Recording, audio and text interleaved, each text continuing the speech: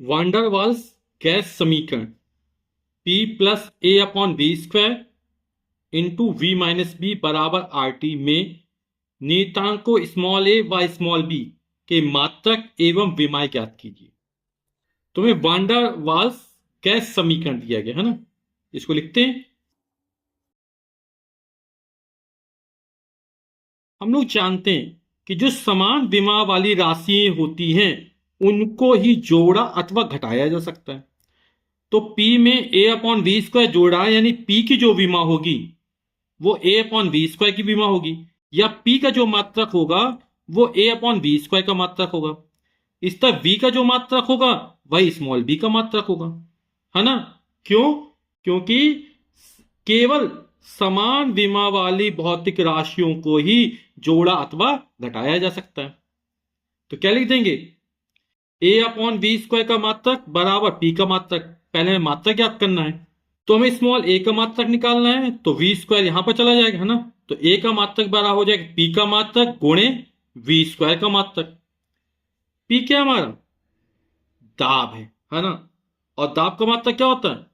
दाब बल बटे क्षेत्रफल होता है। बल का मात्रक न्यूटन और क्षेत्रफल का मात्रक मीटर स्क्वायर। तो दाब का मात्रक हो जाएगा न्यूटन प्रति मीटर स्क्वायर।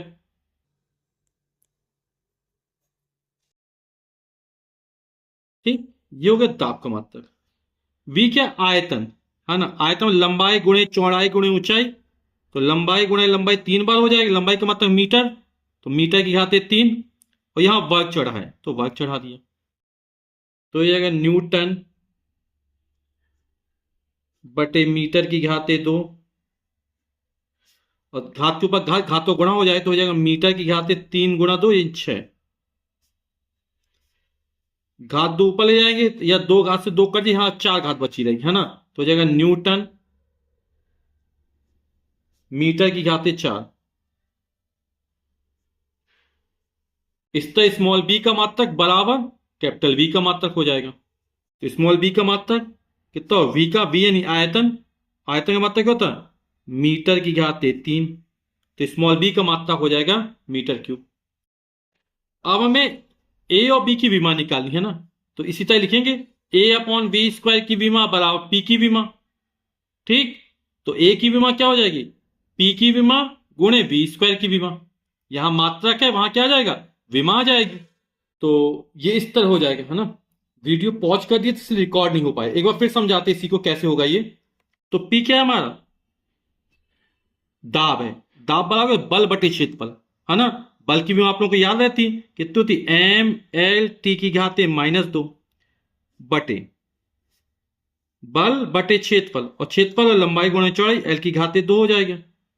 ठीक, वी क्या? आयतन, आयतन लंबाई गुणे चौड़ाई गुणे ऊंचाई 3 बार, तो एल की घात 3, और घात 2 से घात 2 चढ़ा दी। ठीक है, अब ये कितना हो जाएगा हमारा? ये हो जाएगा एम एल की घात 2 है, ऊपर जाएगा तो -2 हो जाएगा, ये +1 है तो बचेगा एल की घात -1 टी की घात -2। ठीक, और घात के ऊपर घात, घातों का आपस में गुणा हो जाएगा तो ये हो जाएगी एल की घात 3 दूनी 6। तो कितना हो जाएगा? ये एम एल की घात -1 एल की घात 6, तो 6 में से 1 चला जाएगा, बचेगी 5। तो एल की घात 5 और टी की घात -2। ठीक, तो ये निकला स्मॉल ए की विमा। इस तरह बी की विमा बराबर कैपिटल वी की विमा हो जाएगी। तो स्मॉल बी की कैपिटल वी की विमा, और कैपिटल वी क्या है? आयतन, आयतन एल की घात 3। तो ये स्मॉल बी की विमा निकाल दी। ठीक है।